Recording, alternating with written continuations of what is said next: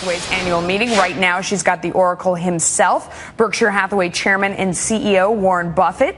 Liz, take it away. Well, it is our 7th year in a row where Mr. Buffett has been kind enough to grant us that most important first hour of trade interview. So all of the weekend festivities for the shareholder meeting have been passing, and now people get to trade on what he has to say. First of all, we want to welcome you, Warren. We're sitting here in your Kiewit Plaza headquarters. Thank you for having us. Well, welcome to you. Yes, I'm delighted to have you here. I can't believe it's 7 years on Fox Business. It goes fast. It sure does. But this time, and we've got, of course, we're going to be joined by a bunch of special guests. But needless to say, we brought in the business schools again. You know, this was the first time we did this was last year, where we brought in business schools via remote, live. And we thought it would be great because you host business schools all the time, and you think it's important. About 40 of them this year. Yeah. Well, 40 different business schools. Right. All right, so we want to bring in our business schools just so everybody can see who's with us this morning. And we want to first welcome the NYU Stern School of Business in the heart of Manhattan. Let's give a hearty New York wave to New York. Hey, guys, great to see you. Warren's excited to see you guys. Let's take it a little bit west to University of Chicago, Booth School. Hello, Chicago. Hi, Chicago. They're all standing there, and they are excited to see you, too. I love students because they come up with very, very focused questions, Absolutely. too. And finally, University of Maryland, Robert H. Smith School of Business. We take it right there to Maryland. Yeah, they came to play. Suits and ties, gotta love that. So we're going to be hearing from them. They'll each ask a question throughout the hour. Great. But also, Warren, we solicited questions from people through Twitter. I know you tweet at Warren Buffett, but it's kind of funny. We have these cocktail napkins all through restaurants and hotels in Iowa that had hashtag Ask Liz. And we got thousands and thousands of emails. Some of them were absolutely brilliant. Others, I mean, yeah, we had one from the mascot Bailey of the Los Angeles Kings, and his question was, "Hey, Warren, can you give me $20?" So I've heard that question before. Yeah. I'm surprised they aim so low. All right, let's start. That's high for me, actually. Well, exactly, $5.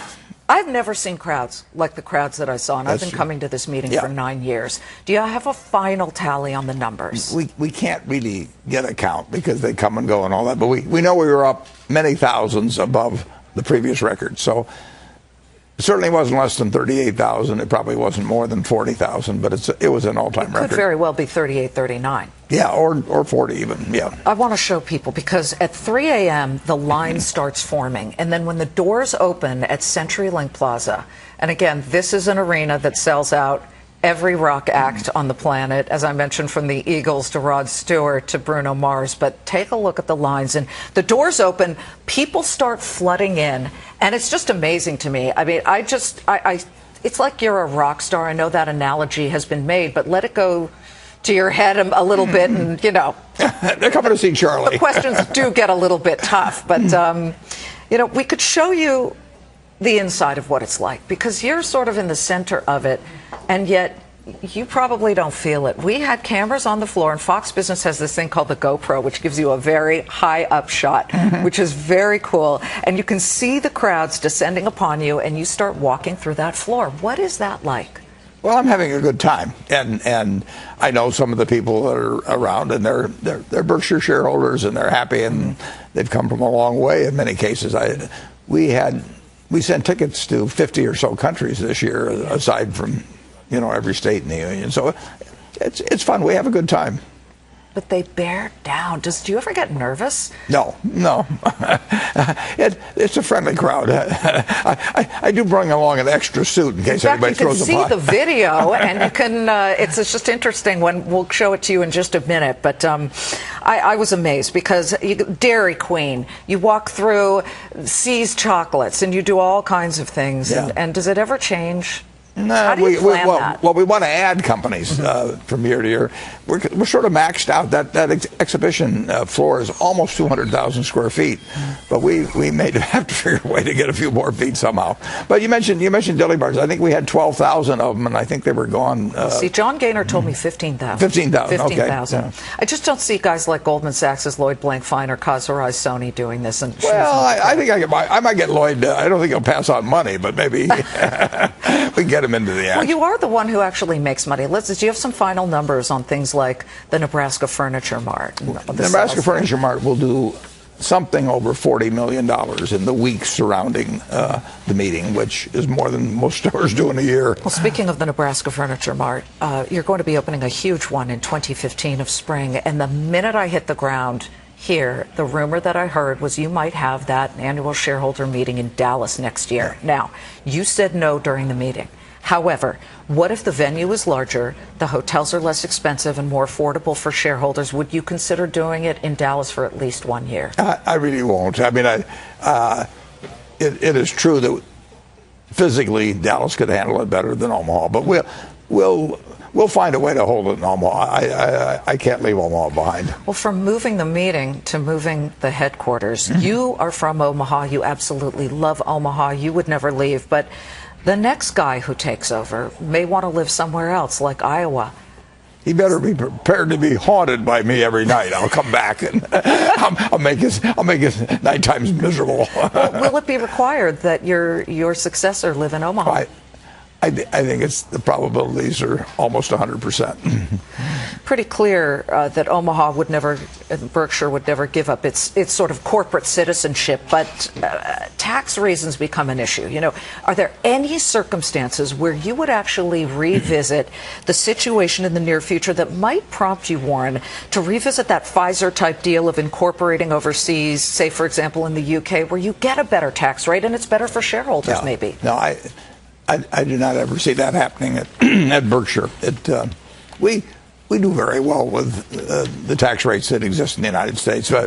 Berkshire has gone from a textile mill to a company with $300 billion of plus a market value. That basically happened in the United States, and it's happened with higher tax rates in the United States than exists now. So America has treated us very well. You refused, as you always do, to name a successor. But the three names that get to you, I refused. The board knows. The board knows. I'm so offended. Well, maybe we'll put you on the board.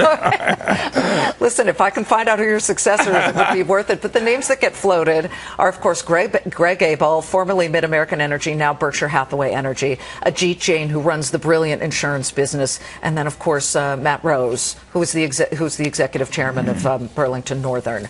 Am I on the right track? Well, the candidates are all internal, and I've said that they're male at the present time, although that would not necessarily be the situation in the future. So it could change to a female? It could, sure. I'll bet someday it does. I mean, but right now they're male and they're internal, and I think it's a virtual certainty that they'll be internal for forever. And it will be an insider. It'll be an insider. Will you require your successor to follow the Berkshire way, never fight corporate taxes and things like that? Well, I can't require anything because I won't be here. But in terms of our culture, I think there's no question that my successor will be someone that is bought in 100% to the culture. Now they'll do things their own way, and they should.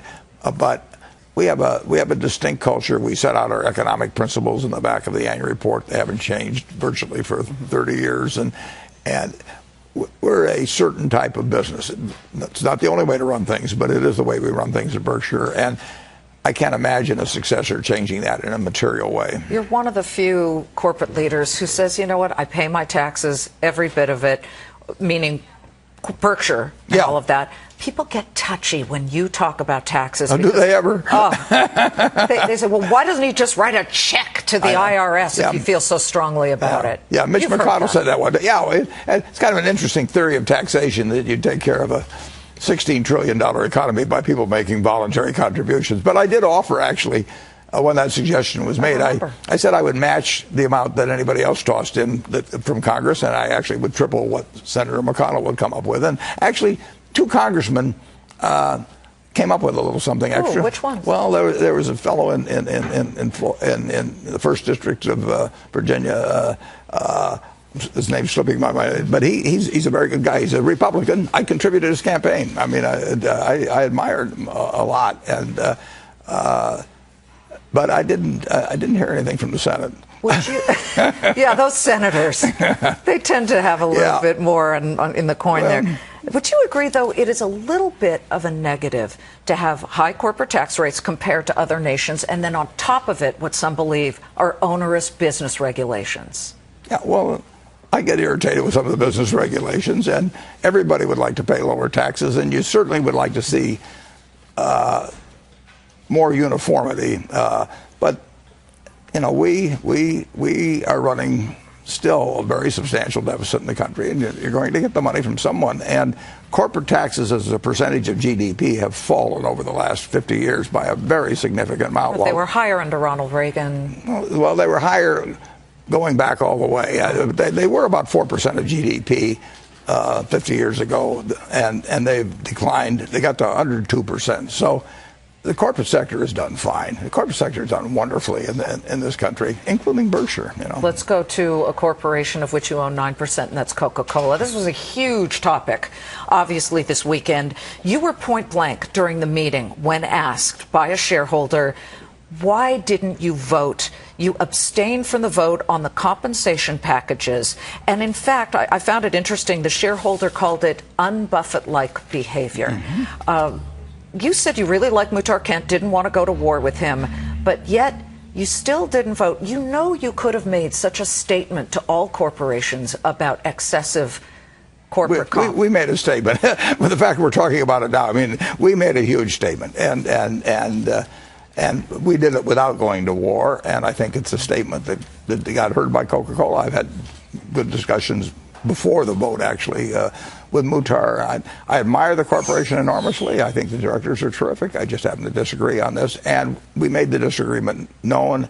And like I say, I think almost everybody in the country's heard about it. Well, this brings us to our first hashtag Ask Liz question. And again, we got so many, and we thank our viewers and my Twitter followers. But this one was interesting from Ingrid Tron, who asked, what would Coca-Cola compensation packages really look like if Coke were fully owned by Berkshire Hathaway? They'd be a lot different. And we've written about our compensation packages. We pay very well for performance, but we try to make it for performances under the control of the person we're paying. So if we were paying somebody for their performance in Canada, we would tie their compensation to the performance of Coca-Cola in Canada. And we have a lot of plans. We have all these companies that work as part of Berkshire, and they have incentive comp, very substantial in some cases, but they all make sense in terms of tying the comp to what that person can accomplish. And with option plans, of course, you know, they become lottery tickets. If you have 66,000 plus people receiving options, you know, they're nice to get. I'll take a lottery ticket. If anybody out there wants to mail me a lottery ticket, I'll take it. I'll never pay for one. And if you're going to try to incent people's performance, they have to feel there's a connection between the incentive offered and the performance that they're being asked to deliver. And right now, those Coke compensation plans don't quite hit the mark? Well, I would say virtually all the option compensation plans I see don't hit the mark. It's not specific to Coca-Cola. That's one reason I didn't want to come out and look like I was coming down hard on them. But their plan, which incidentally can be modified by them. I mean, all that happened on this vote was to authorize the stock. The period over which it'll be dispensed is up to the Coca-Cola company. So a lot of our viewers own Coke. That's why we, of course, ask. But this also put you in an interesting position because your son, Howard, sits on the board of Coca-Cola. And on Thursday night, we had an opportunity in a Fox Business exclusive to ask him about the attacks you've come under since you abstained from your vote. And let's listen to Howard's soundbite, and then you can comment on that. Here's Howard Buffett, Warren's son. When you support the management and believe in the company and believe in the CEO, you know, you're careful about what you do. And so I think he made a decision where he felt the most comfortable, and that's his business to make that decision.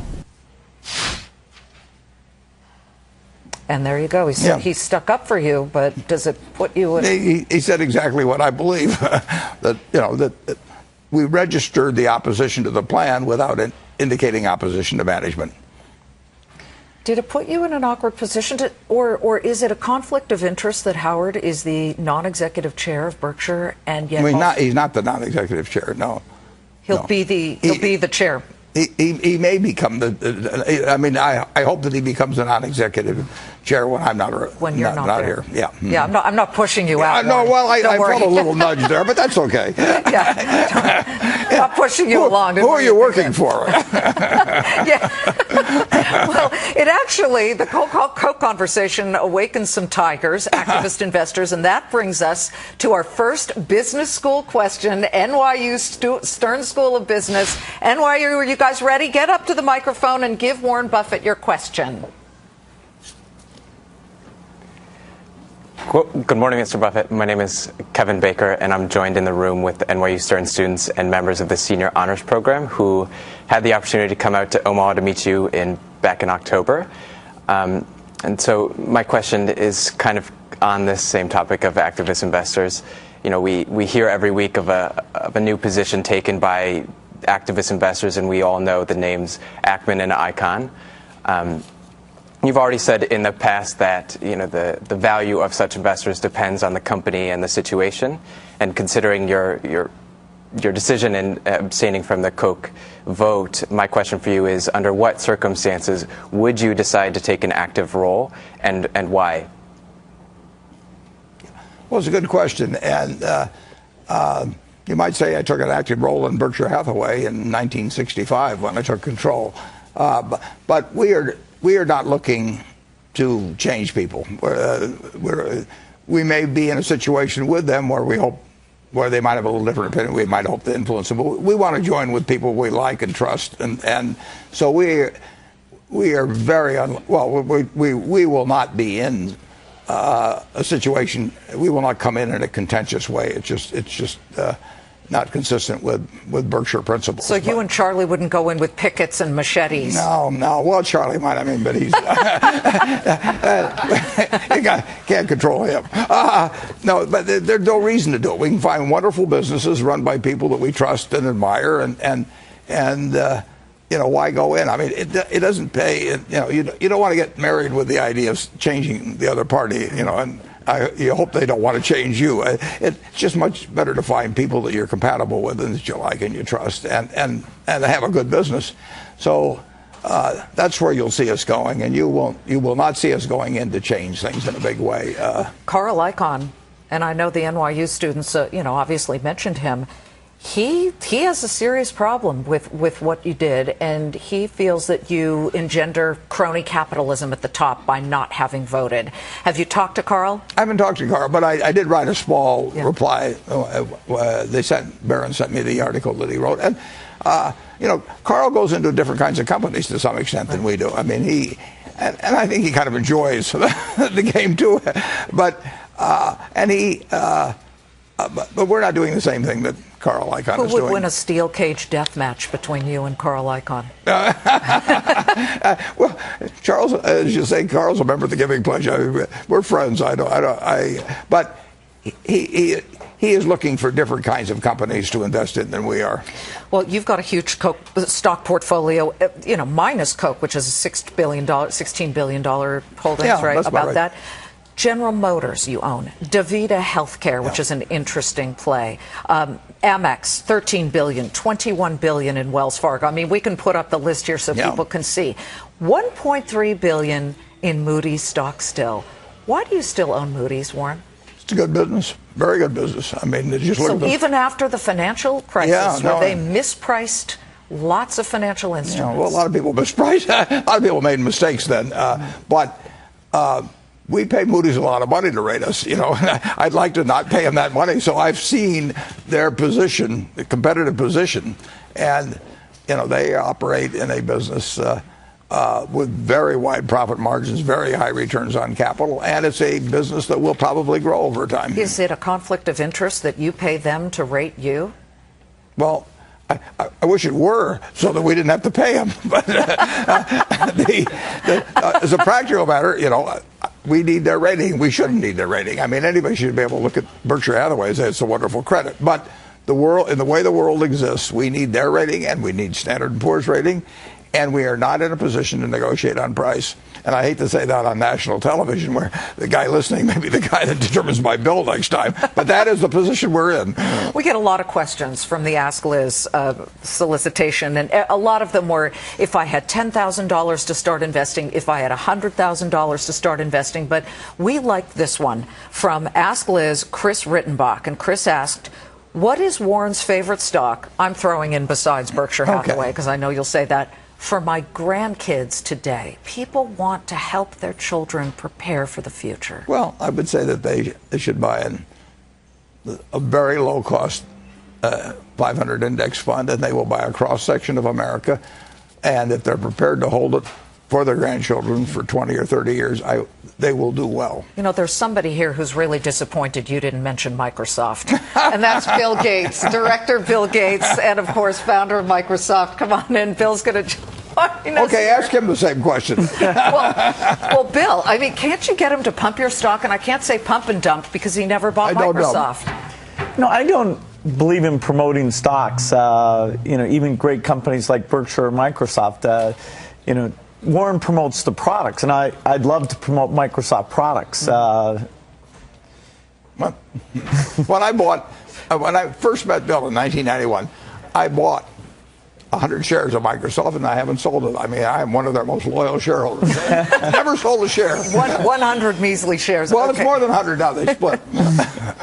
Can't you get Warren, as you look ahead, to get a little more tech savvy? I mean, how's he doing? Did you give him a Surface tablet? Warren's online playing bridge a lot, and he's pushed his companies to think about the changes taking place. Geico's been a real leader in taking the internet and actually connecting in a more efficient way with their customers, and actually finding an attractive customer base through the digital interaction. So even technology has reached Berkshire Hathaway. And Bill's been helpful in that incident. Bill, I won't name the company, but Bill, with one of our companies, took them a long way in terms of using the internet. He realized it was hopeless to tell me how to do it and then have me relay it, so he just went direct, and it was very helpful.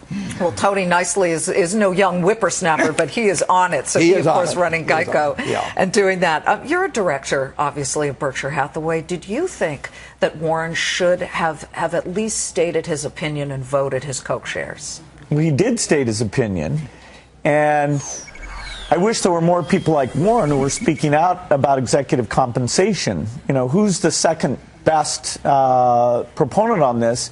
And the most important thing is the example you set. Warren, both for his own compensation and how he's done it in the various parts, the owned companies, I think the world can learn a lot from that. Well, they can learn a lot from a lot of the things that you've done, because you have been arguably the world's greatest investor. But Bill, you as a board member understand that you can stand up and argue with Warren. What's the biggest argument you've ever had with him? Well, we've never had an argument. We love to discuss what's going on in the market, which companies will do well, various government policies, what makes sense, but it's not in the form of an actual argument. I thought you were going to argue about the time you went to China together and he just wanted to go to McDonald's every day. Well, that was fun. Yeah, but Bill took good care of me in China. I mean, I would not have gone to China with anybody except Bill. But it's interesting. Now, we've known each other now for 23 years, and I can't recall an argument. I mean, and we've just take philanthropy, which we're, a big connection in that. And we've not had an argument. And we discuss a lot of subjects, and there's subjects just coming in the car here. We picked out one we disagreed on, which we're not going to tell you. Oh, come on! but we don't argue about it. I respect his opinion. He respects mine, and overwhelmingly we're in agreement. Well, don't you wish that Congress were like that? I do, yeah, right. It's not going to be, though, Liz. Unfortunately. Microsoft, Bill, has new leadership. Satya Nadella. The stock is up 17% year over year. It's looking healthy. But here's what we hear on the street, that you're still there very much focused on it, and that Steve Ballmer is there, the former CEO, and I guess people on the street wonder, might you pressure or stymie Satya Nadella and things that he wants to do to bring this company forward? Is he truly free to charge ahead to run Microsoft? Oh, absolutely. He's off to a great start. He has used more of my time than was the case before, and I'm enjoying going and giving some advice. But he's re-examining all the things. He's already made some really good changes. It's exciting to have young blood, new thinking. Well, we have young blood that is related in a way to Satya because University of Chicago, the Booth School of Business is standing by. They actually have a question for you. Satya's an alum of there, so let's say hello to Chicago. And what's your question for Mr. Gates? Hey. Oh, look, you get an applause. I didn't get one. Warren didn't get one. We had to applaud you. Let's have a read. Mr. Gates, thanks for taking my question. My name is Katrina Duncan. I'm a second year at the University of Chicago Booth School of Business, which is also the proud alma mater of Microsoft CEO Nadella. I'm a Microsoft shareholder, so like you, have a vested interest in the success of the company, though our investments may be on a slightly different scale. My question is this: do you think there's an opportunity to create shareholder value by separating Microsoft into different companies, and more specifically, by spinning off Xbox and Bing? Spinning off, breaking up. What do you think? Well, certainly the Bing technology has been the key to us learning how to do large-scale data centers. And Bing lets us see what's going on the internet so that as people are interested in various topics, we know what's new, we know when they're typing text what it might mean. So I see that as a pretty fundamental technology for the company, even for its office business that's a very, very core business. We have done spin-offs historically. Expedia was a company that got started inside Microsoft, Slate Magazine did. And, you know, we're thinking about are there pieces that are separable? But our basic research, including the stuff that goes into Bing, I can't see that making sense to break it off. What about Xbox, Bill? It is such a different kind of business. It has huge potential. It's gotten a lot of attention with Xbox One. Why not just separate that out? Well, we're taking PC gaming, Windows gaming, and Xbox gaming and bringing those a lot closer together. The power of the PC chip, graphics chips means you can do great games there. So I'm sure Satya and the team will look at that, and it's up to them. Would you support but we're going to have an overall to? Gaming strategy, so it's not as obvious as you might think. Would you support him if he wanted to spin off? Absolutely. Okay, that's news. Surface Tablet. I need to get to Surface Tablet because the numbers surprised recently to the upside. Analysts, some of them had basically left the Surface Tablet for dead, and yet we turn around, we see very hot numbers, but it's costing you guys a lot of money to get those numbers. So you're spending a lot, you're selling a lot, and yet the revenues aren't quite there. Can you tell us when the Surface will be on the road to profitability or become profitable? Well, we had to take a write-off because we did the versions of it in different volumes. That was about 9 months ago. Now we see that the high-end version, which actually has the better margins, is gaining share. That's the one I use and like a lot. The hardware business, you're never going to have the kind of profitability you have in the pure software business. And so understanding where our COGS are going, both for the hardware and these big data centers we're building, analysts and investors are going to have to watch that a lot more carefully than they did when we were just a pure licensing company. Got it.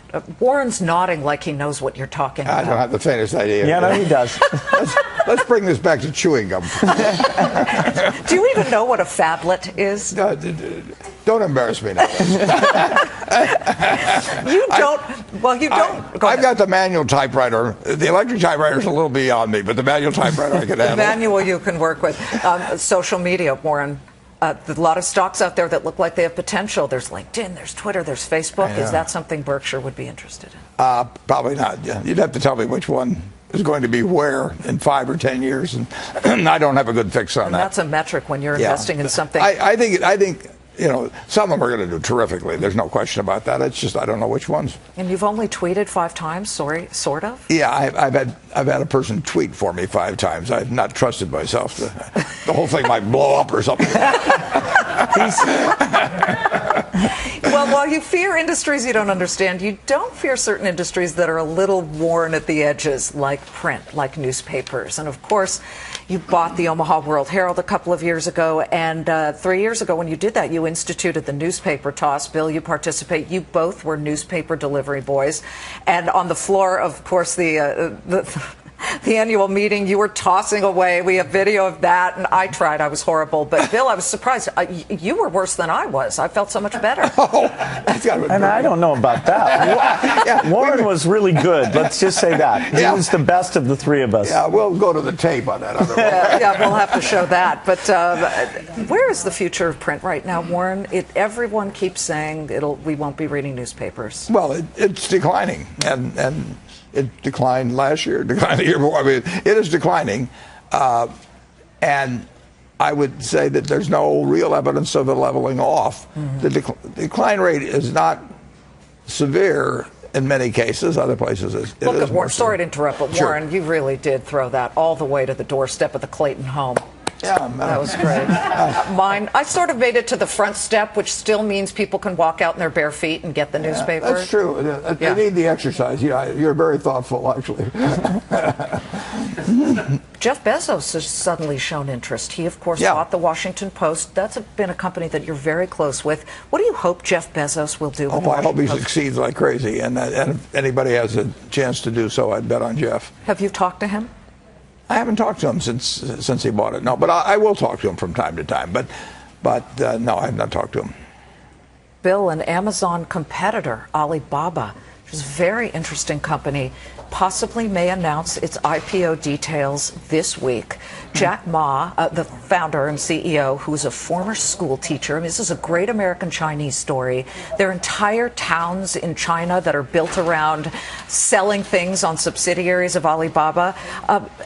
Do you get a sense that this is a really huge thing on the cusp of changing in a disruptive way how we buy things on the internet? Well, Alibaba dominated e-commerce in China, and actually e-commerce in China is even bigger by most measures than it is in the United States. So Jack's led the way. He also made a big announcement about philanthropy, and so he's a pioneer there as well. Is he joining the Giving Pledge? Not the Giving Pledge, but he announced a very large gift to his foundation, and he's spreading the word that he thinks successful people ought to take a hard look at philanthropy. Well, now, Warren, here's a tough one, and it's an Ask Liz question from a guy named Joe Borsini, because he's interested in Alibaba, and he says, what do you think of an Alibaba IPO, a buy or a pass? Well, I have no idea what it should be for him. I can't recall when I bought an IPO, literally, in 50 years. Maybe I have, but I don't ever recall. Why not? Well, it's very seldom that an IPO, by design, it is going to be priced at something I understand anyway, at a bargain price. I mean, why would a seller, come to market and offer something at a bargain time? So, in fall of 2008, nobody was bringing IPOs, but that was the time to be buying stocks. So, it's never been my game to read a prospectus on something and figure that somebody's offering me a bargain. Well, has it been Charlie's game ever to buy an IPO? Well, we can ask him. Let's ask Charlie. He comes in, and here comes Charlie Munger, the vice chair of Berkshire Hathaway. Welcome, Charlie. Welcome indeed. Thank you so much for being here. You know Alibaba, correct? I mean, you're very focused on Chinese businesses. Warren knows more about Alibaba than I do. What do you think of an opportunity like that? Is that something completely out of your realm for Berkshire? Well, it's out of my realm. Yeah, that's somebody else in Berkshire will have to do it. Charlie, we were talking about that and all that happens when it comes to new things on the cusp. 2 years ago, Fox Business asked you about Bitcoin when it was very, very much in its incipient stages, and you called it rat poison. Yes. Do you still feel that way? I was holding back a little. Even with the fact that more Bitcoin companies have come up, you still are not a believer? That's correct. I think maybe the government should keep issuing the currency. Do you think that it should be regulated? I wish it would go away.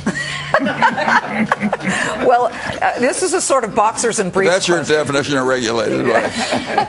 I'm with you. Regulation by Charlie Munger. Yeah. Just go away. Yeah. This is a sort of boxers and briefs type of question, but not really in that term. But I want to ask all of you this, because these are two companies that are two industries that are very hot and topic about right now on Wall Street. But if a gun were held to your head and you had to invest in either BlackBerry right now or Bitcoin, which one?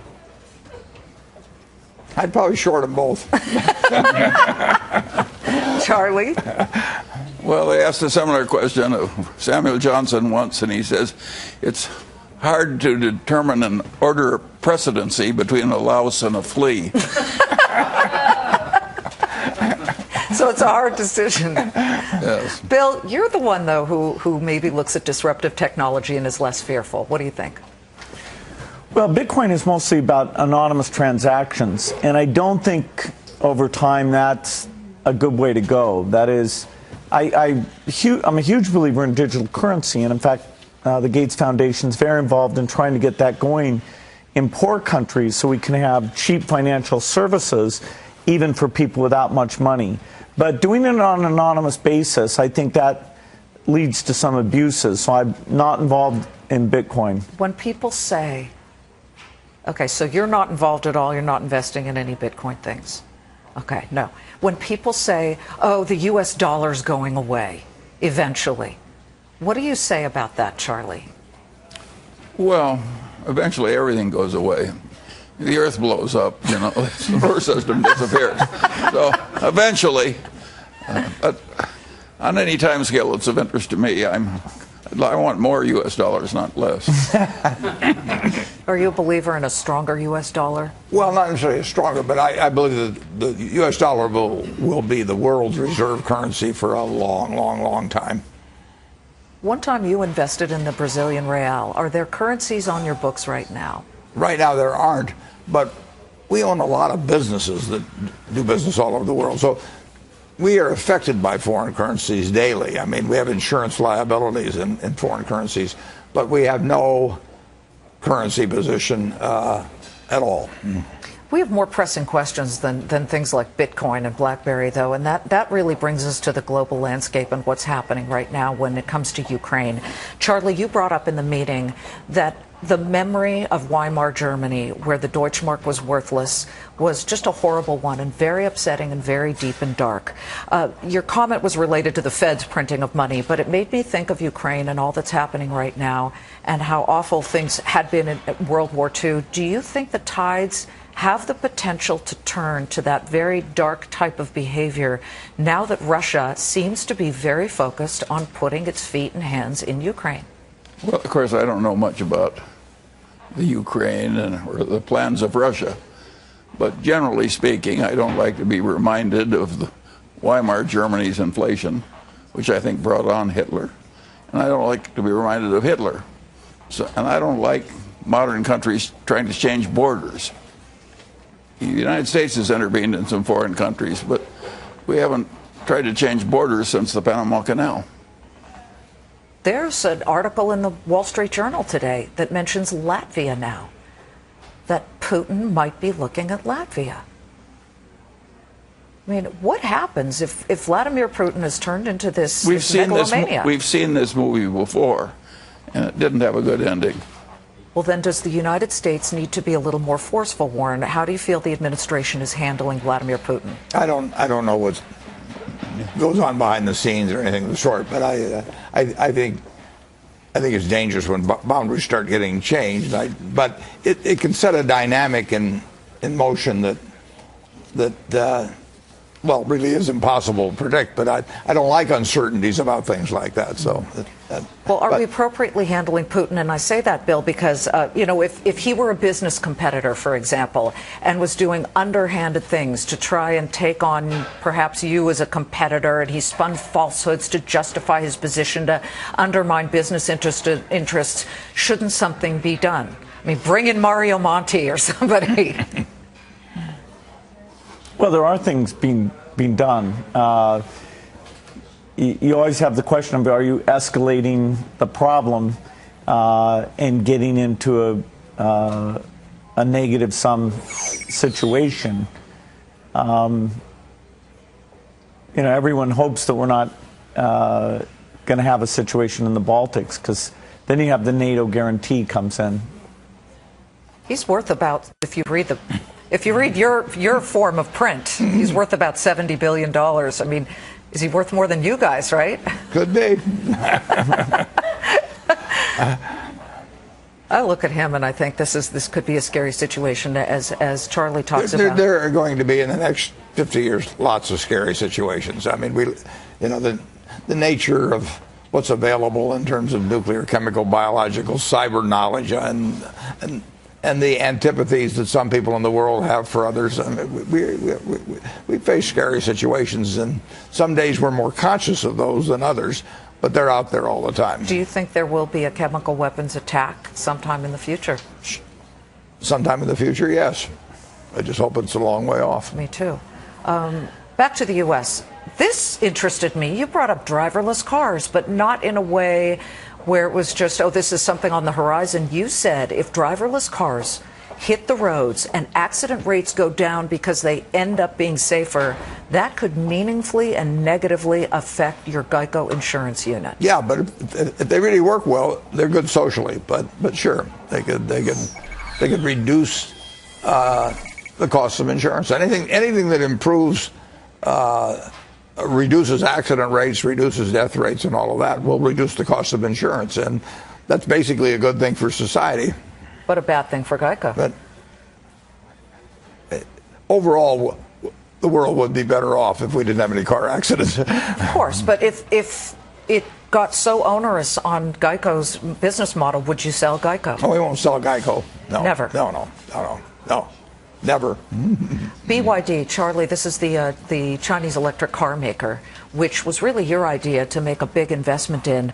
It's known very well overseas, and what we see right now on the nightly news is pollution in China. It's so bad, they're importing bags of fresh air for people to breathe. Do you think it's beyond the realm of possibility that at some point the Chinese government might mandate that people just simply have to drive electric cars, and would that be great for BYD? They've already started in that direction. How so? And that is a case where bad news for Chinese pollution is good news for BYD. What do you think eventually happens with the pollution? I think eventually China will decide they shouldn't be killing people with the air in their cities. I think they will intervene big time, and I think it will help BYD. But does it hurt eventually if more and more people go to electric cars? Does it hurt Burlington Northern Railroad? A huge amount of the cargo that's on your railroad is oil, fossil fuels, Warren. Yeah, well, there's going to be a lot of oil used, but if there's a choice about something that's good for Berkshire or good for the world, we vote for good for the world. Absolutely. Regardless of what's good for business. Absolutely. Sure. Well, there are a lot of businesses who fight certain regulation to clean up the environment because they are protecting their own air hose, right, Charlie? That's right. Do you get a sense, and you did talk a little bit about global warming, and you were a little skeptical about climate change? Well, I think there is global warming, man-caused. I'm like Freeman Dyson, the physicist. I think a lot of people pretend to know more about what's going to happen in the future. More people pretend to know than really know. But you believe, and they're very cocksure. But you believe climate change is a reality, and therefore... I think global warming is a reality, and that climate effects are quite possible. But I think a lot of the people who are howling hardly know their left hand from their right. Bill, what do you think about it? And do we need to start? Well, I think Berkshire's already done. Whatever you do, don't howl. I mean, listen, Berkshire is in wind, it's in electricity, it's in coal, obviously, fossil fuels through the Burlington Northern Railroad. But is that the way to go, is spread your bets? Well, we need new ways of making energy that are lower cost and emit no CO2. And so investing in breakthrough innovation is the part that excites me. over a 30, 40-year period, we need a very different makeup of how energy gets created. And there are some wonderful new companies working in those directions. Warren, I heard you kind of, not slip, but say that you had put in a bid. We were on the floor, squished in that huge media gaggle, that you had tried to get a hold of a whole part of a Chinese company, and that it didn't work out. That's true. What was the sector? Well, you're going to edge in on first the sector and then the company. I figured I'd go in the back. Don't go there, Warren. No, I know.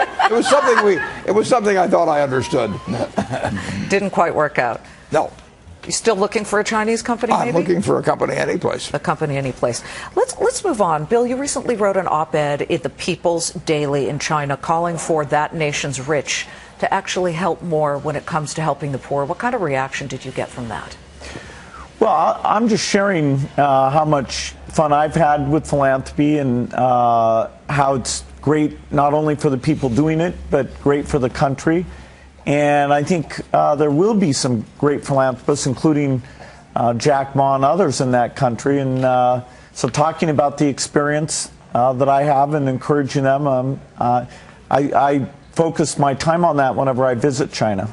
You've read the Thomas Piketty book or heard about it, The Capital in the 21st Century, and it makes the case that income equality is a drag on the economy. Charlie, do you agree? No. I think Hong Kong, which has great inequality, has been one of the glories of the world. I think he's full of air. So his solution of some kind of tax on the wealthy, global tax on the wealthy. That's a different subject. I'm all for fair taxation, but I'm not afraid of unequal outcomes. Warren? Well, I just think the world works better if you allow it. We want to have unequal outcomes. We want equal opportunity and unequal outcomes. That's if you have equal opportunity, you're going to get very unequal outcomes. As Charlie says, it's a different question than the taxation thing. Charlie would probably be opposed to extreme dynastic wealth, for example, but I've read reviews of the book. I haven't read the book itself. But how do you close the income inequality gap, or can you? Well, I am not working hard to try and close the gap. I'm trying to increase it. Why? I want to get richer so I can give more away. But you guys are different, Bill. Not everybody wants to give it away. They say, I've got mine. I'm going to give it to my kids. I'll leave it to them in the estate when I die. They don't get it like you, although you are getting more people to join the Giving Pledge. Well, philanthropy is growing, and to the degree you have estate taxes, those do mute that idea that the higher returns on wealth lead to a greater inequality. Part of the inequality, and we see it now, is this crushing student loan debt. And John Freund of Citibank said, Liz, you ought to ask him about the Sallie Mae crushing student loan debt, which is now bigger than all of the loan debt that's out there, auto loans and everything else. Are you worried that that causes a bubble eventually?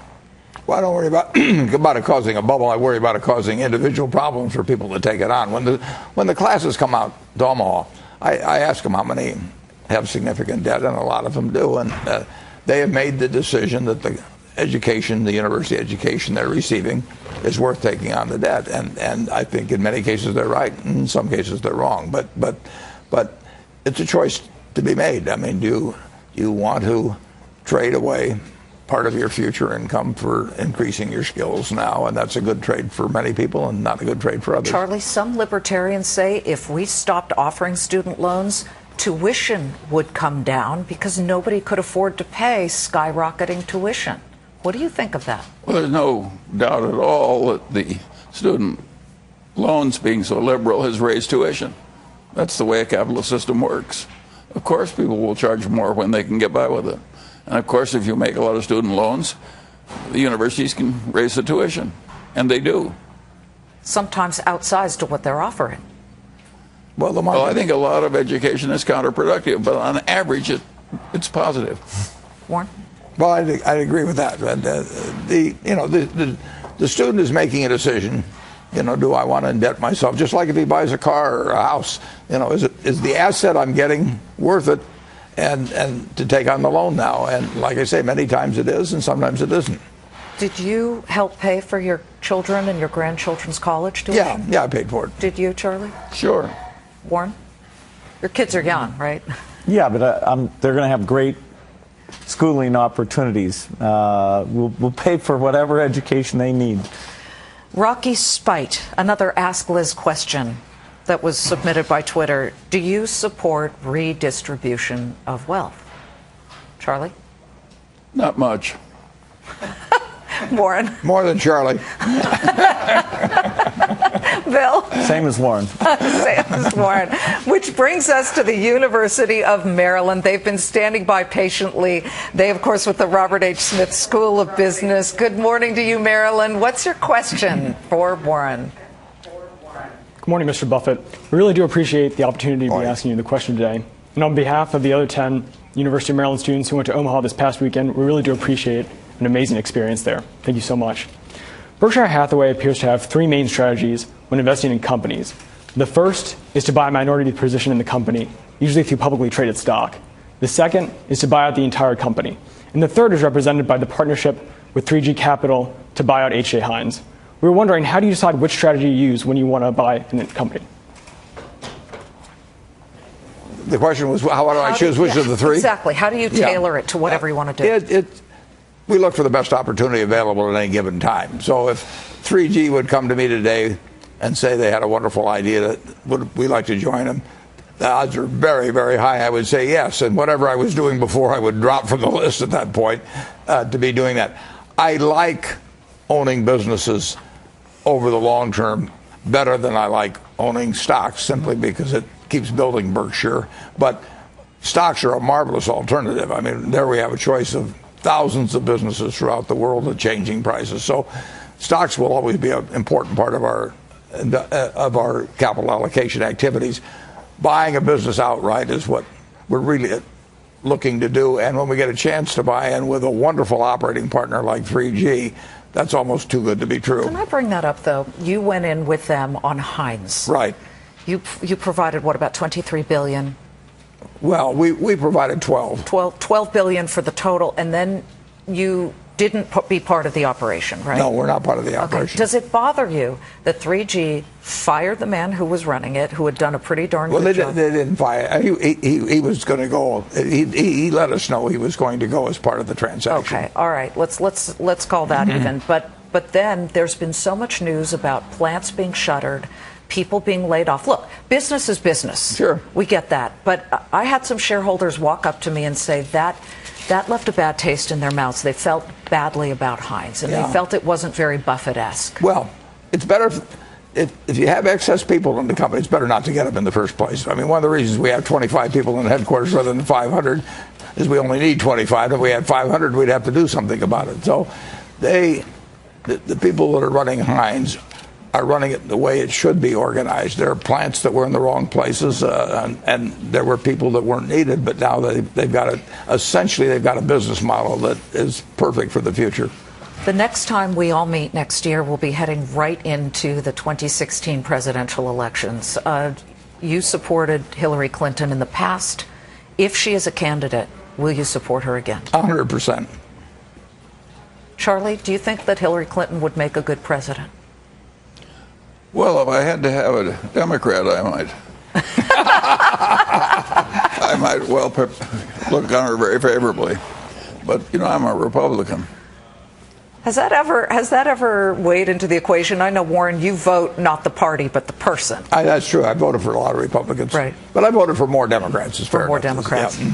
It's probably what makes this relationship so good. Again, things seem to be working. You guys are now beating the S&P 500. So let's just get to the fun stuff. What do you guys read the first thing you wake up in the morning? Bill? I go onto the internet, look at the Bing news stories. I look at the Journal, look at the New York Times. Mm-hmm. Warren, do you go online or hard copy? And that depends. First thing I do when I come down, I may check certain things, particularly some foreign markets. And then in terms of what I sit down to read, I read at home. I read the Omaha World Herald and the Wall Street Journal because I get them delivered there. And then when I get to the office, I read the the FT and the New York Times and USA Today. Not the cereal box. No. Not this. No. No, because you're too busy going to McDonald's for your Right. breakfast. No, I know you do that. Charlie, what do you read when you first wake up? Well, I reach for the Wall Street Journal first, but I never miss the New York Times, and I pay particularly attention to the ones that I disagree with, particularly Paul Krugman. All right. So you want to see. I always believe in looking at the people you disagree with extra attention. That's right. My mother always says I have to see what the enemy is doing. I was. There's a lot that's good in Paul Krugman.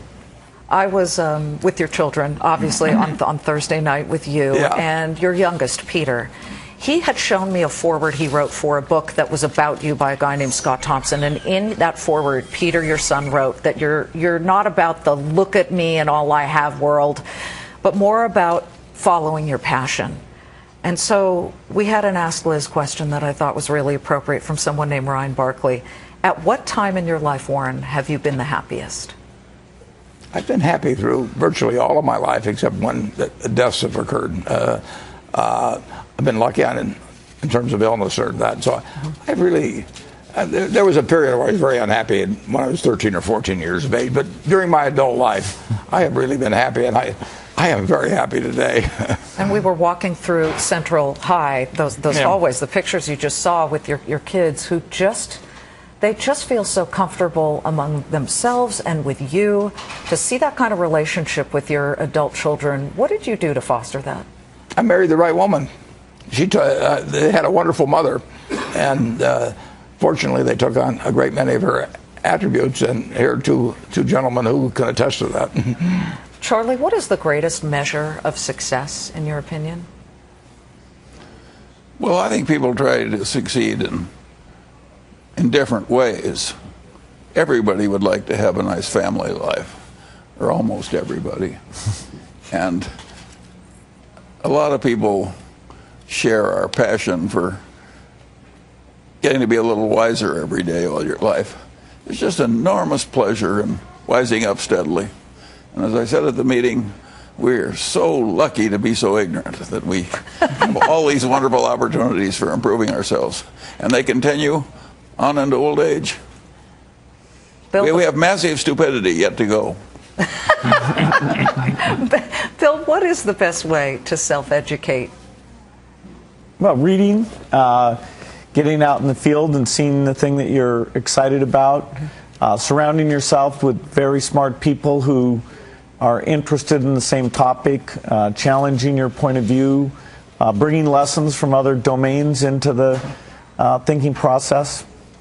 Warren, as we finish up, I worry about you because you ate for breakfast on Saturday a creamsicle bar and then about a pound of C's peanut brittle.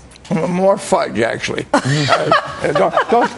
It's true. I mean, when I see fudge, I can't stop. Okay. Well, stay healthy, all of you. We so appreciate you joining Fox Business on what is now the 7th annual meeting of the richest minds. We really love sharing this with our viewers.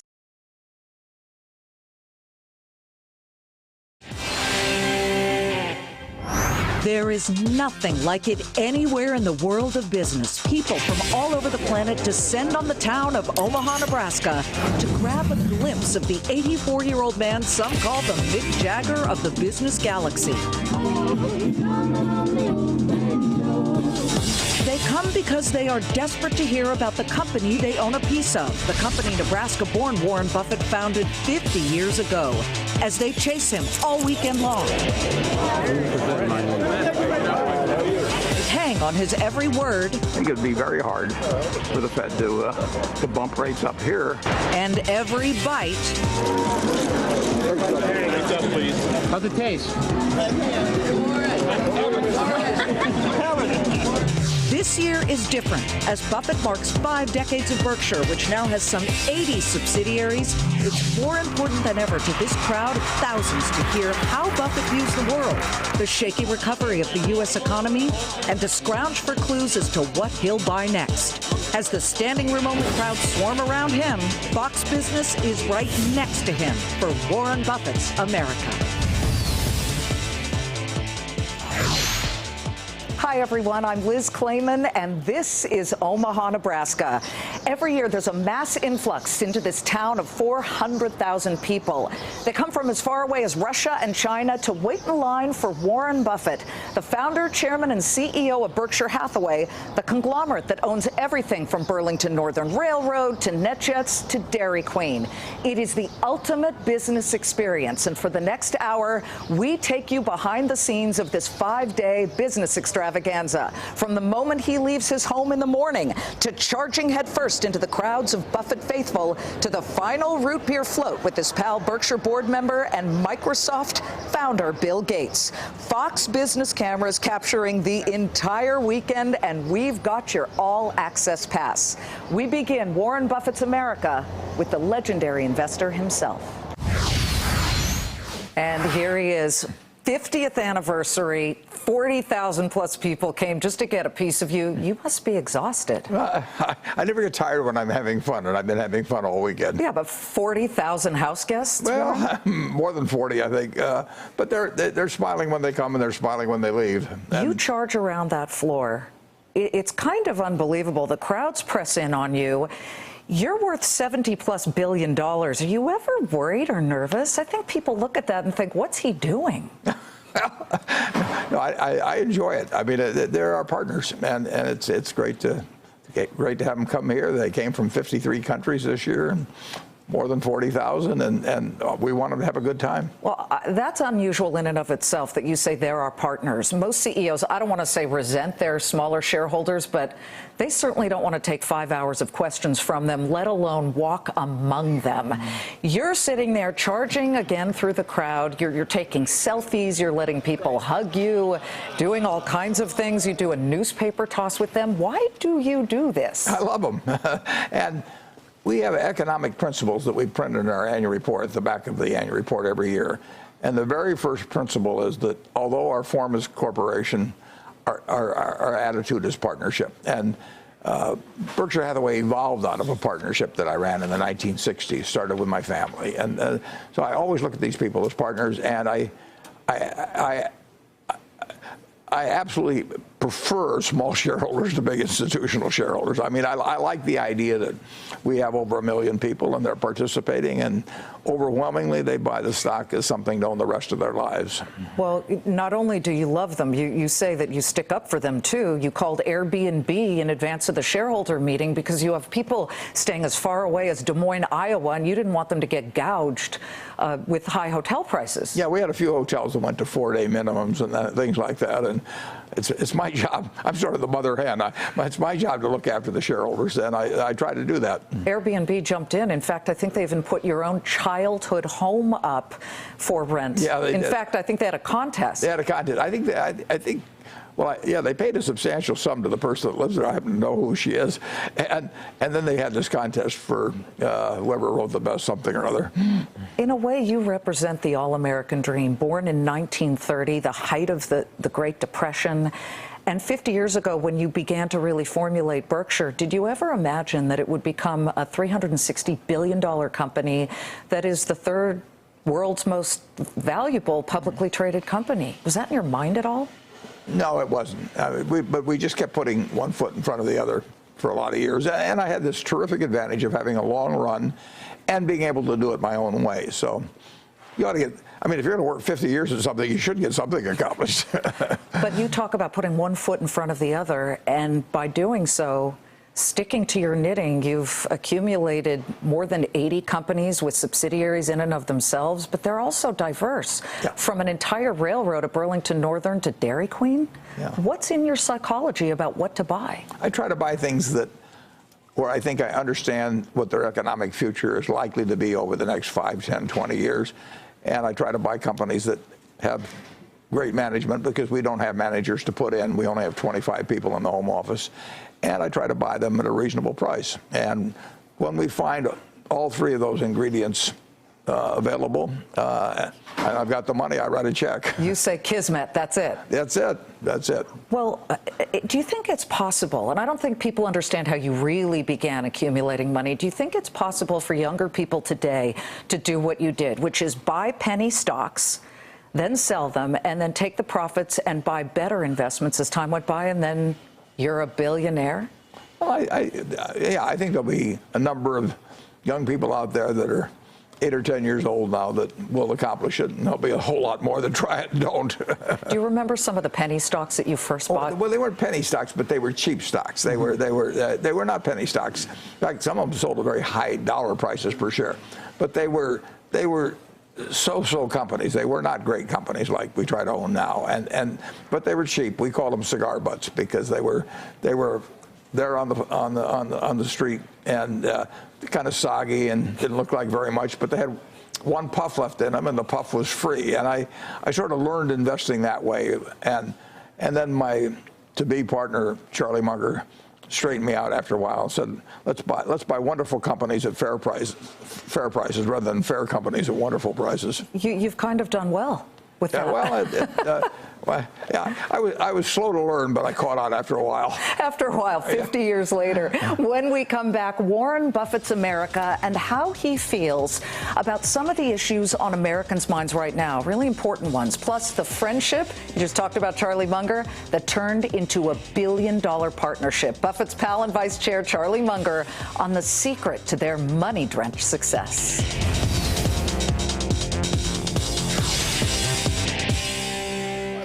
Here's a 50th anniversary commemorative booth. Randy, that's terrific. Perfect pair, you and Charlie. Yeah, and he's the mustard. Oh, look at what we have here. Warren. A recent picture. We have a special DQ cake for you and Charlie. This is your breakfast? This is my breakfast, right. Followed by the fudge and cherry coke and peanut brittle. He runs on sugar. We're back with Warren Buffett. That's all you're eating. The entire shareholder day. Sugar, sugar, sugar. It seems to work. So you don't want the U.S. government telling you how much sugar you should and shouldn't No. I read a study that the best mortality was among 6-year-olds, and very few 6-year-olds died, and so I decided to study their eating habits, and look what it's done. Okay, so from eating sugar to some serious issues that are on Americans' minds right now. Minimum wage. You own Dairy Queen. I would imagine some of the employees there get paid minimum wage. How do you feel about raising the minimum wage? A lot of states are now moving to do that. I don't have any great objection to moving it. Certainly, I think the minimum wage is too little to live on for most families, where the main breadwinner is earning that, not one of the kids or something. I think it's far more effective in terms of reducing poverty to increase the earned income tax credit and to rearrange it in some manner. The earned income tax credit rewards work, basically, and you have to work to get it. But it does put real money in people's pocket, and it does not distort supply and demand for labor. And anytime you fool around with price fixing and the market system, you can't only do one thing in economics. And if you raise the minimum wage substantially, I think a lot of people would not have jobs. Whereas through the earned income tax credit, you can accomplish the same thing and yet keep the jobs and reward work. That dovetails to immigration, because perhaps a lot of immigrants are working for a minimum wage. The country has split on this. There are a lot of ideas, no real solutions. What should our immigration policy look like from where you sit? I think people should be able to earn citizenship that are here. I do not think we should deport millions and millions and millions of people. So I think we should have a real path to citizenship. So when you hear that Senator Ted Cruz might want to roll back the Dreamers Act, which enables children of illegal immigrants who are here in this country to stay, you as a businessman, how do you view something like that? Well, it isn't a question of being a businessman. It's a question of being a human being. Your immigrants came, your forefathers came here as immigrants, mine did, and they got here any way they could, and who knows what I would have done, if I were in some terrible situation in the country and wanted to come to the United States. They're here, many, a great percentage of them are good citizens, and I would have a path to citizenship for them. I certainly will not ship them back. Speaking of terrible situations, let's go global. There are hotspots of terror that are popping up everywhere. This ISIS situation is disconcerting. And with Iran, there's a double-edged sword. The president would like to have an Iran nuclear deal, but at the same time, Iranian ships are taking shots at commercial vessels in the Persian Gulf. Should we be talking to the Iranians? Well, we should be talking to them. What we should do with them is another question, but we should be willing to talk with anybody. But this is a very, very dangerous world, and it'll be more dangerous if the Iranians have nuclear weapons. I mean, the goal is to keep them from having nuclear weapons or have them on the cusp of nuclear weapons so that they could have those weapons in a matter of a month or two. And you have people that feel that no treaty will accomplish that, and you have other people that feel that a treaty will help deter the Iranians from having nuclear weapons. And I don't know all the details of it, but I do know the goal has to be to keep the Iranians from having nuclear weapons. Well, yes, you own an Israeli company. The Iranians have said they want to wipe Israel off the face of the earth. Yeah, well, we got to make sure that they don't. Do you worry about ISIS and issues like that coming to our home turf? Well, I worry about the whole problem of cyber, nuclear, biological, and chemical weapons. And I worry about the fact there are a lot of psychotics in this world and sociopaths and religious fanatics, and a lot of them wish harm on the United States. And they've already got the motivation from their standpoint, and they need the knowledge, the material, and the deliverability of really potent weapons. And there are people around the world today as we talk who are trying to figure out ways to inflict massive damage on the United States. And so homeland security is an enormous, important issue. That problem won't go away. It'll require vigilance now, a year from now, 10 years from now, 100 years from now. You have a massive insurance business. You're in the business of taking risk. The issue of climate change came up. California is bone dry. Are you writing any policies that relate to that at all? No, I don't think we're writing anything that relates to water. I'm not sure what would be insurable about that. You could probably buy an insurance policy that paid off if less than 20 inches of rain fell someplace, but we've never had any demand for that sort of thing. Do you have any demand for anything related to climate change? Not really. I mean, we have all kinds of things related to climate, but they're not related to climate change because basically we're writing one-year policies in most cases, yeah. And no one changes their view as to the impact of hurricanes, tornadoes, and all of that in terms of 1 year relating to long-term change. But you talked about Berkshire Hathaway Energy having 58% of the energy coming from renewables in the future. 58%, I think, in Iowa, when we finish the projects that we have authorized. So you're a believer in wind, you're a believer in solar? Sure, but we have a huge installed base, not only in the United States, but throughout the world. Mm-hmm. So it can't change overnight.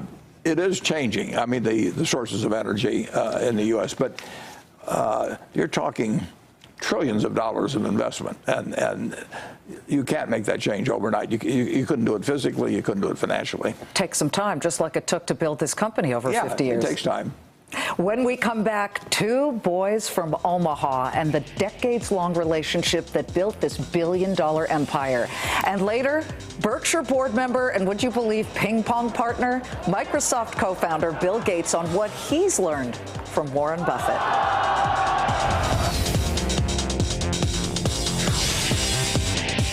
More time! One more. Go Big Red! Go Big Red! Go Big Red! Okay, we're joined by Charlie Munger, Vice Chair of Berkshire Hathaway. Charlie, thank you for being on Fox Business and our Warren Buffett's America special. Warren says he gauges his health by watching yours. How are you doing? How are you feeling?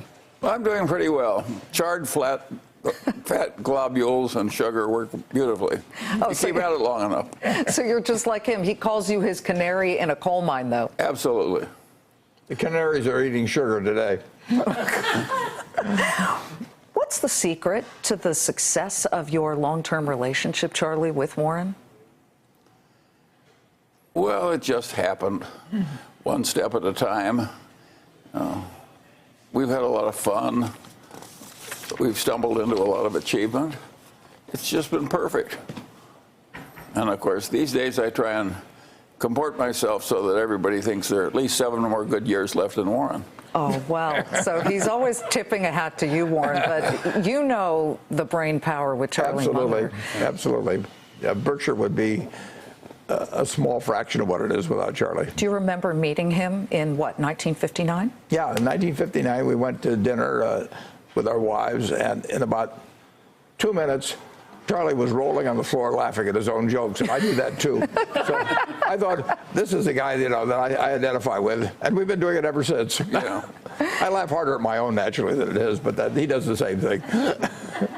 Charlie, you said growing up during the meeting, a little kid asked you, and you said, people didn't like me much when I was growing up, so I realized I had to get rich and be generous for them to like me. Do you really care if people like you? Well, I don't. My taste for hatred is not unending. I need some people to like me. I don't need everybody to like me. Yeah. Charlie was a smartass when he was young. Believe me, I didn't know him then, but I know a lot of the friends. But so was I. So we were. Some people think we still are, as a matter of fact. Well, you have an act going on the stage. Well, it's no act. It's quite no real. Act. Five solid hours of taking questions, and this year you two were hit right off the bat with a couple of questions from some shareholders who are uneasy with some of the ways that they believe your subsidiaries are behaving. Everything from Clayton Homes and the accusations of predatory lending, to the NetJets union pilots who have been without a contract for a couple of years, to your partner with 3G Capital that's helped you buy things like Heinz and Kraft. Let's just tackle 3G. One shareholder, Charlie, said that he's been disgusted by what he perceives to be aggressive job cutting. It doesn't seem to fit with the Berkshire personality. What do you say to that, Charlie? I don't see anything immoral about right-sizing industry. I think that is pro-social and helps America, and it's desirable. It's true that our personality and the way we operate is a little different from 3G, but we've got subsidiaries that are a little different from the way Warren runs headquarters. So if they right-size a little faster than we do, I am not ashamed of it. Well, you only have 25 people working at headquarters for a company that owns more than 80 businesses, billions in insurance. Just 25? We have 25. We're all on one floor, and I tell them they can hire all the people they want, but we're staying on one floor. So if they want people sitting on their laps, that's fine. But the truth is, we need is 25. We've got 340,000 people working for us around the country, but we have no bureaucracy. We don't have a human relations department, an investor relations department, a public relations department. None of that. We don't have a general House counsel. No, House counsel, any of that sort of thing. But we have a lot of subsidiaries that are very, very good businesses by themselves. Well, do you need a House counsel now that these accusations of Clayton Homes and aggressive and predatory lending accusations come up, Charlie? You're looking a little annoyed at that discussion, but... Well, I am, because I think Clayton is a very constructive place. I think that was balderdash, that criticism. Absolute balderdash. We've had 98 examinations by state departments that govern us in the last 3 years. The largest fine was $5,500. Now, you've seen the kind of fines that have been levied against various mortgage originators in recent years. Clayton does a superb job, and all you have to do is look at our mortgage application. It says, check everybody. Here's a list of people to check. You sign something that says, and it's one page, no small print. Well, there were a list of people who came in who were uninvited to meeting, and that was the NetJets pilots. They came in uniform to protest what they feel is a real wall that's been up there, working without a contract, and they feel that they're being forced to give certain concessions. You had shareholders who had to pass them just to get in. Charlie, do the pilots have a point? Well, if you have as many labor unions as we have, there's going to be one place that has some protracted difficulty reaching a contract. Averaged out, our labor relations are very good, and we got lots of unions, and in no sense are we anti-union. I regard it as a kind of a fluke that we have a little flutter at NetJets. Generally, our labor relations are good. I wouldn't be surprised if we have more than 100 labor unions, and the fact that one of them is in a discussion where they're still working and they're still earning an average of $145,000 a pilot, and they're still working 7 days on. Highly trained, Warren. They have to work a very complicated instrument of a plane that's flying billionaires and celebrities around. Yeah, they're the best, but they are earning more than their counterparts in most cases, and no one's leaving to go to our competitor among our pilots, and there are plenty of them from our competitors like to join us. Charlie, to activist investors, you had some harsh words for activists who have become sort of chic these days in the way they invest, and you said that they pressure company leaders to buy back shares at sometimes too high a price. Can you think of any activist who's done a good job at creating shareholder value beyond the company? Well, I'm sure that some activists have eliminated some wrong conduct. How could it be otherwise in a big, complicated country? But averaged out, I'm not happy with the age of activism. Why not? I don't like anything where people make a lot of easy money by complaining and raising hell. It just temperamentally doesn't suit me. I like people that are working constructively and making less noise. Warren? Oh, I'll go along with Charlie. You know that activists sometimes hint that they would circle around you to maybe get you spin off the insurance business. What would you say to them? Well, good luck. No, we're not saying they're all bad or anything. I mean, we have seen enough of corporate America to know that there are plenty of cases where change should be made. The best way to make it is another question. We thought that the Coca-Cola last year, we thought that the comp plan that was put out was excessive, but there's different ways of attacking that, and I think that in a perfectly decent way, the management was 100% cooperative, that we solved that problem. The shareholder meeting, will it continue after one of you departs? I'm trying to use fair language here. Here come the euphemisms. Marching in. It won't be the same in all probability. It'll still be a large event. There'll be a welcoming of shareholders. The culture will remain the same, and then it'll create little variations on the culture of its own. It may end up being bigger as time goes along. We talked to many shareholders this weekend who, trust me, they feel they don't want change. They want you guys there forever. Well, I mean, they agree with them. Yeah, they want the cryogenic thing, where you continue to live on. But these people don't believe that Berkshire can ever be the same after either you or Charlie leave. What do you say to shareholders who say, once one of them is gone, I'm out, I'm selling the stock? Charlie? Well, I think they'll be out of their minds. They're making a mistake. I think I think Berkshire's going to flourish after we're gone. How can you say that? It may be embarrassing how well it does, even. Yes. How can you say that? The alchemy between you two is unlike anything that frankly, the world has seen when it comes to business. We may have had a good alchemy, but now we've got great assets. And I don't want to go back and give up the assets to have the old alchemy. I think the assets have huge forward momentum, and the culture has huge forward momentum. And we may not have quite such amusing wiseassery, but it gets tiresome. Even Seinfeld went off in due course. People may welcome it. Yeah, but there are no great secrets. I mean, it's like we've got some drawer with a bunch of secrets. We've got wonderful managers out there, and Charlie has said, and it's certainly true. In many respects, they're better than I am, and they'll have incredible resources. They've got great businesses. We've got great managers. We've got a reputation that brings things to the company. The future is going to be terrific. Up next, guess who's standing in the wings? We have Bill Gates. He will join our conversation and meet some of the Buffett faithful who come to Omaha every single year. Take a look. He creates a culture that should be kind of a model of what business should look like in America. Showing the world you can be a humble, intelligent, successful person, which is hard to come by. Sense of humor. He's just, he looks like he's having fun no matter what he's doing. 2, 3. Bill Gates wins. Bill Bill Gates wins. Okay. I'm not in the circle, so nobody's going to pay us. Oh, here it is. There it is. There's $1 on that one. Sorry, I don't have any one. Really, Warren? You couldn't give him fair and square a 5 spot or something that you had in your wallet? The bet was $1, and it was his fault he determined that I didn't have $1. You're out $1, Bill. Warren's always been good about paying his bets. We've wagered probably a total of $10 or $15 over the last 30 years. Yeah, and there's nothing outstanding at the moment.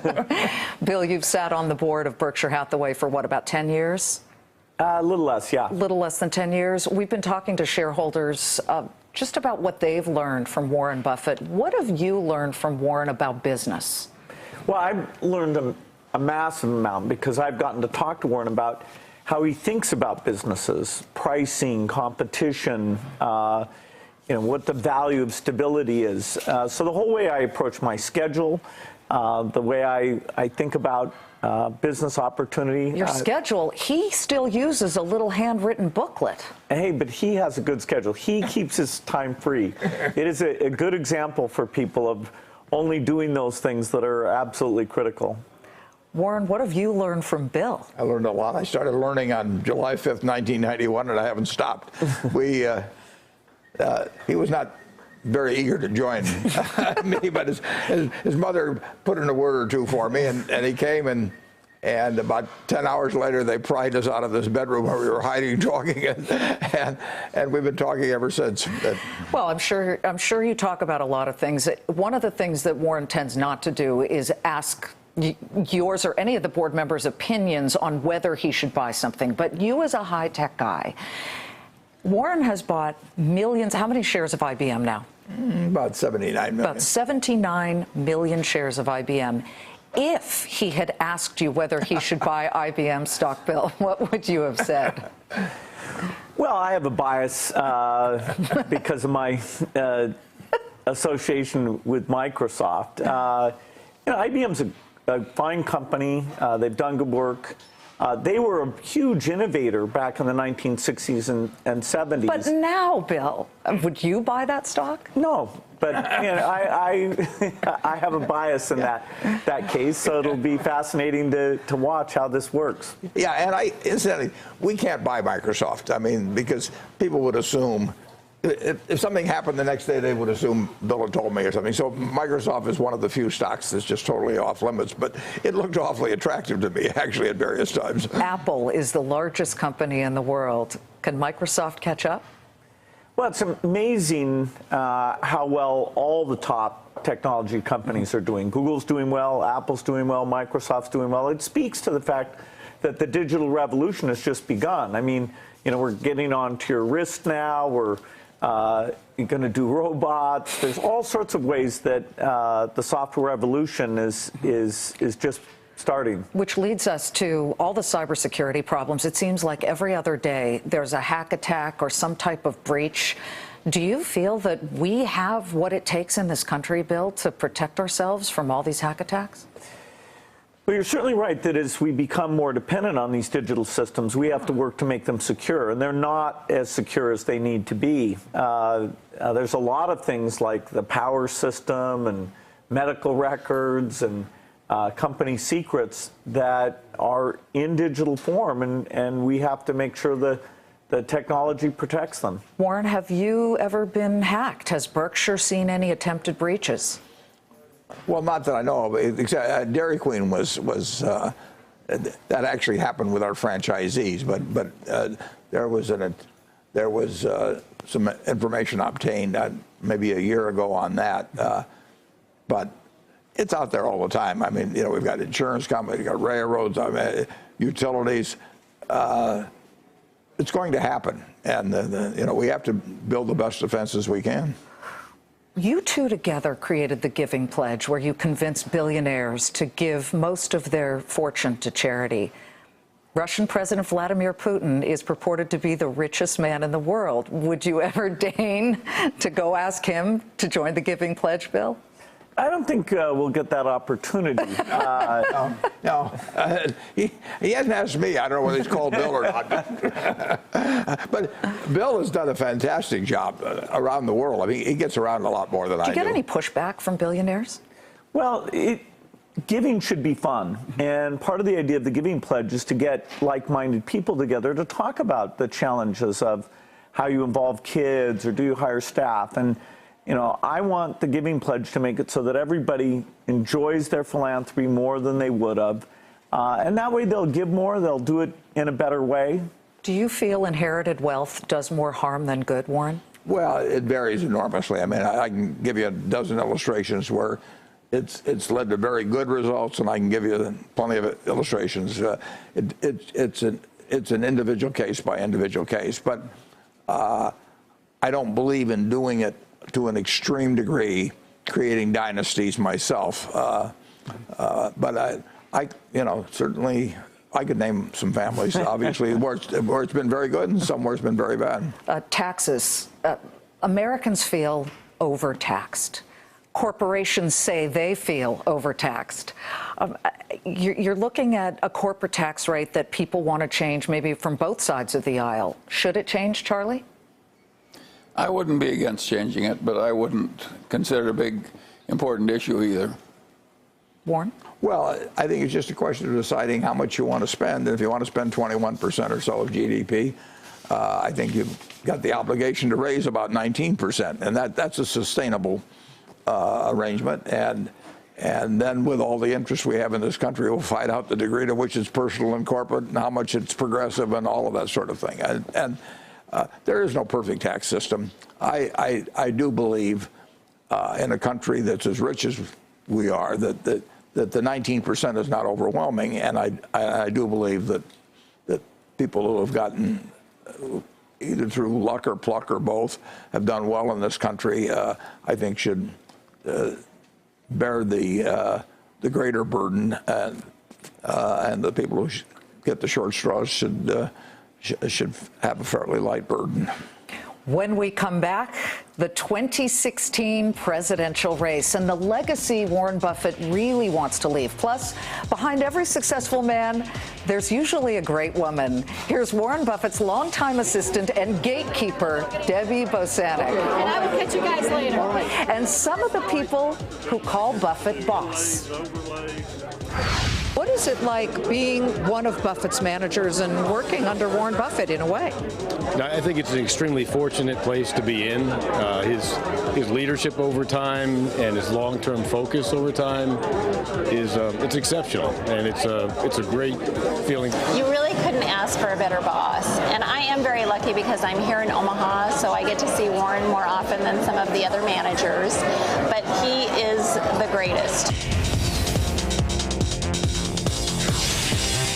It's not just finance or investing. It's what he teaches you morally, how to run a business the right way, how to really raise your family the right way, how to treat your friends the right way. There's so many important things he teaches us that it's almost like a surrogate father.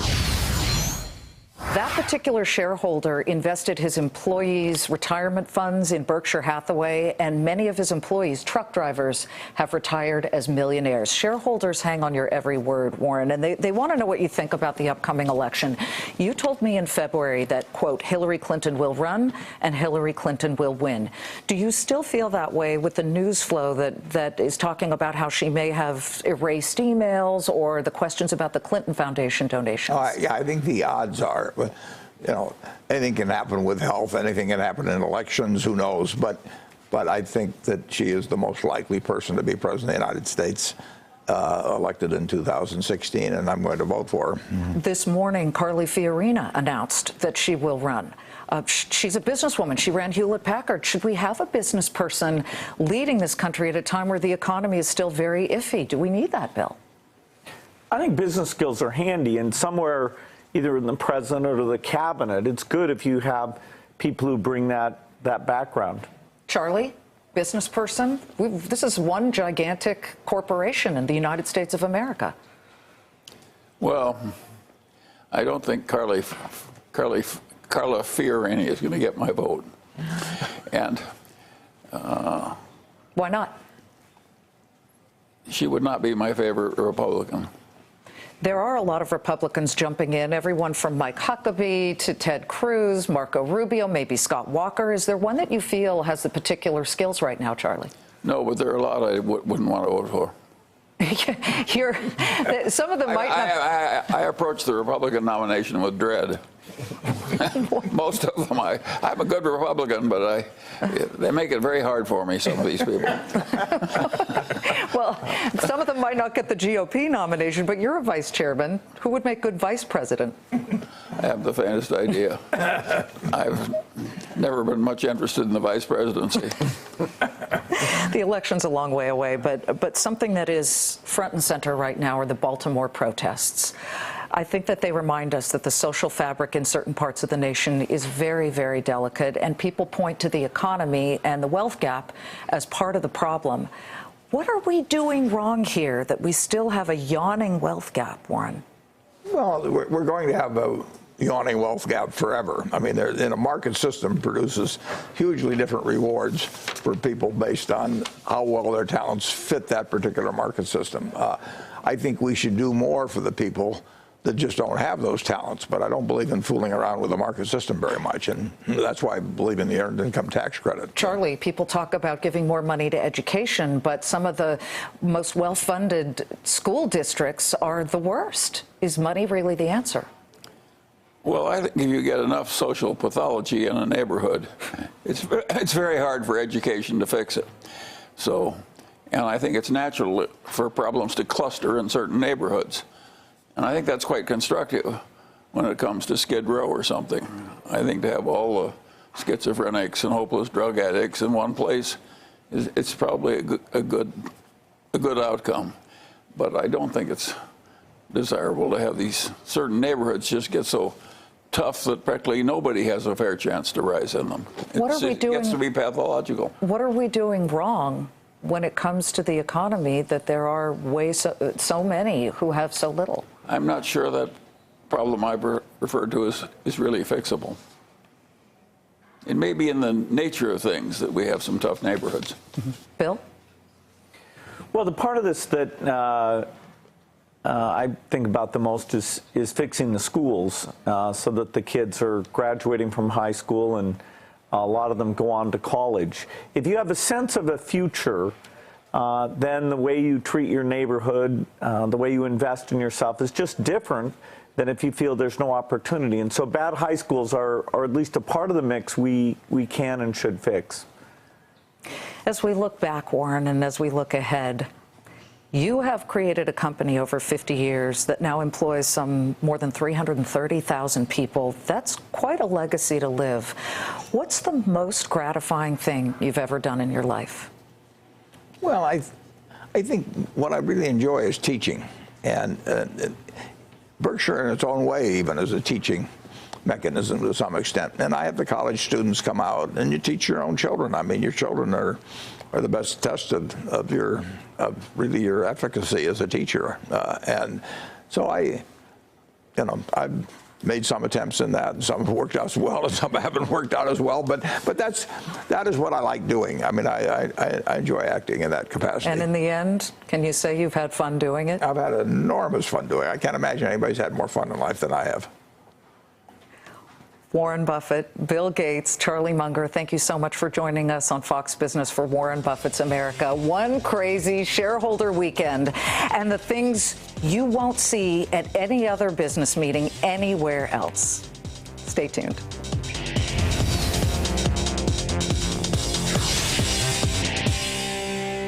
Eighth year of covering the shareholder weekend for Fox Business, and I thought I had seen it all, but take a look at some of the most memorable moments from this 50th anniversary weekend. Good morning, Mr. Buffett. On the way to McDonald's. Yes. McDonald's? Yeah. What's your day going to be like? Not that busy. Everybody else does all the work. Okay.